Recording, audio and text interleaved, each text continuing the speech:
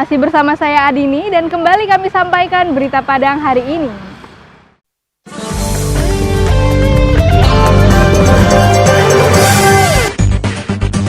Warga Koto Marapa heboh saat mengetahui salah seorang dari mereka menderita demam tinggi. Hasil pemeriksaan petugas medis yang datang dengan APD lengkap, ternyata warga yang bersangkutan demam karena sakit gigi. Seorang pencuri berhasil ditangkap karena tergiur menjual barang curiannya kepada seorang polisi wanita yang menyamar. Bantuan sembako tak hanya diberikan kepada warga masyarakat yang berada di kompleks perumahan. Nelayan yang sedang mencari ikan di tengah laut pun mendapatkan bantuan secara langsung.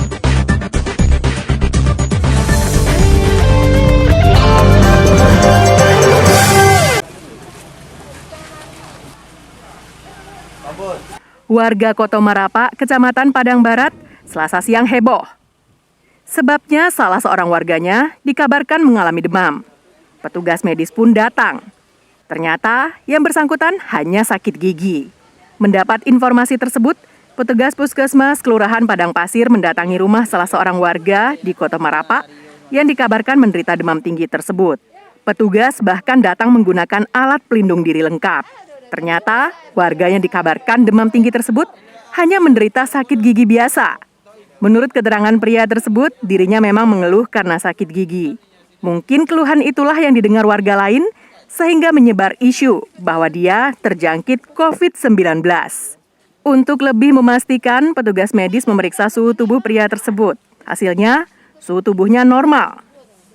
Ya, kami dari Puskesmas Padang Pasir ada yang melaporkan bahwanya ada seorang laki-laki yang dilaporkan itu demam, batuk. Tapi setelah kami periksa tadi, pasien tidak mengeluhkan demam, pasien cuma sakit gigi saja. Jadi pasien itu cukup istirahat saja dulu di rumah, jangan kemana-mana. Kalau perlu keluar harus pakai masker dan jangan lupa cuci tangan. Setelah mendengar penjelasan petugas medis, barulah warga Koto Marapa merasa tenang. Untuk lebih menenteramkan jiwa warga, petugas juga langsung melakukan penyemprotan di sekitar rumah warga yang mengalami sakit gigi tersebut. Robiha melaporkan dari Padang.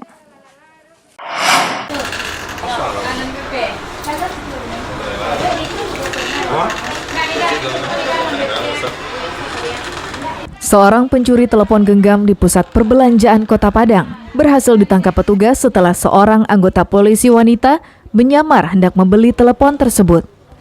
Saat ditangkap, pelaku terpaksa dilumpuhkan karena melawan petugas.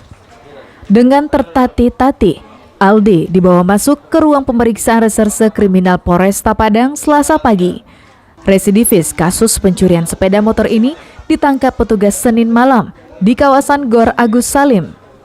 Seminggu lalu, Aldi berhasil menggasak puluhan telepon genggam dari sebuah toko di pusat perbelanjaan Kota Padang.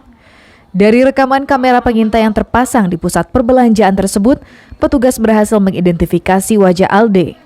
Modus pelaku melancarkan aksinya cukup unik. 1 jam sebelum pusat perbelanjaan tersebut tutup, Aldi telah bersembunyi di balik generator cadangan yang ada di lantai dasar.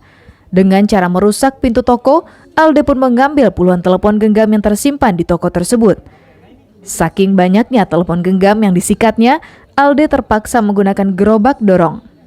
Karena identitasnya telah diketahui petugas, Aldi pun dijebak. Seorang anggota polisi wanita menghubungi Aldi dan berniat untuk membeli telepon genggam tersebut. Karena yang menawar barang dagangannya adalah wanita, Aldi pun sepakat untuk bertemu di kawasan Gor Agus Salim pada Senin malam. Saat itulah Aldi dibekuk petugas. Dengan cara memancing pelaku untuk jual beli handphone tersebut. Ini awalnya memang sedikit susah, namun kemudian kita pancing dengan polwan. Kemudian yang pelaku mau, kemudian janji ketemu di sekitar daerah Gor atau Jalan Rasuna Said. Kemudian setelah bertemu dengan pelaku, pada saat dilakukan penangkapan, pelaku melakukan perlawanan sehingga kita melumpuhkannya dengan tembakan. Atas perbuatannya, residivis ini dijerat dengan pasal 363 KUHP tentang pencurian dengan pemberatan dan diancam hukuman maksimal 7 tahun penjara. Alfi melaporkan dari Padang.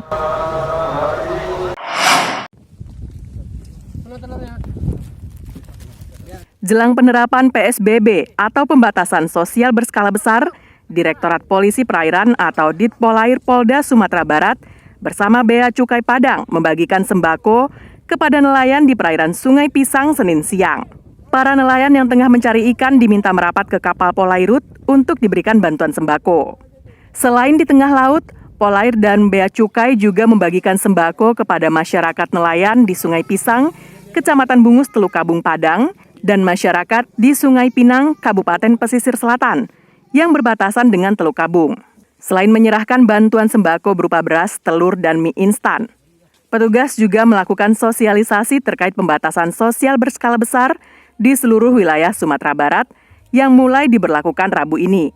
Selama masa PSBB, masyarakat diminta untuk mengurangi aktivitas di luar rumah. Kita tahu semua bahwa kita lagi dilanda wabah COVID-19, sehingga kita dari pihak cukai juga berbagi kepada masyarakat terkait dengan sembako. Jadi anggota di sini di samping kita memberikan sembako, mereka juga memberikan maklumat dari Kapolri. Harapan kita sebagai petugas dari pihak cukai juga demikian, masyarakat bisa mentaati dengan penerapan PSBB ini, karena solusi yang paling tepat untuk mencegah penyebaran COVID-19 ini salah satunya adalah untuk tinggal di rumah. Sulistiono mengimbau masyarakat untuk tetap menjaga kesehatan dengan memakai masker, mencuci tangan, dan membudayakan hidup sehat agar tidak terpapar COVID-19. Selama pemberlakuan PSBB nanti, Polair, Polda Sumbar, dan kantor Bea Cukai Teluk Bayur Padang akan meningkatkan intensitas patroli bersama di perairan Provinsi Sumatera Barat. Arset Kusnadi melaporkan dari Padang.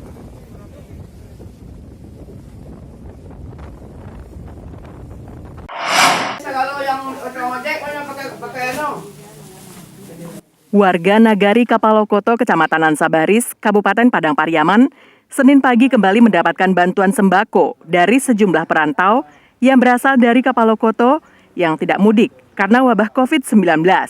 Sembako yang diberikan tersebut merupakan hasil patungan atau badonce dari para perantau tersebut. Kali ini seluruh kepala keluarga dalam satu nagari tersebut mendapatkannya.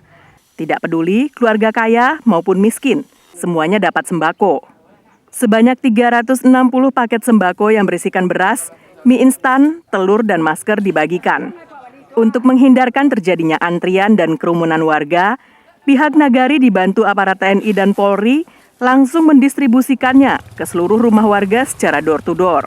Pada kesempatan itu, aparat juga mensosialisasikan kewajiban memakai masker setiap hari kepada warga. Warga sangat bahagia sekali mendapatkan bantuan sembako. Dengan kondisi ekonomi sulit seperti saat ini, ditambah lagi mereka tidak berani turun ke sawah, sembako yang diterima sangatlah berarti. Alhamdulillah dapat bantuan ya.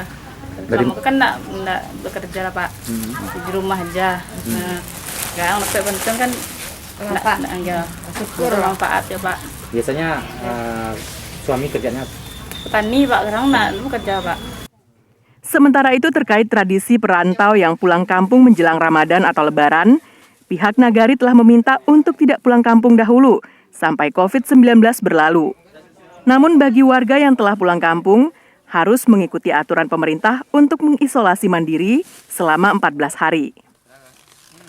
Jadi kami koordinasi melalui media sosial, itu rekaman video, kami share atau kami bagikan di grup-grup WA khusus anak-anak di rantau.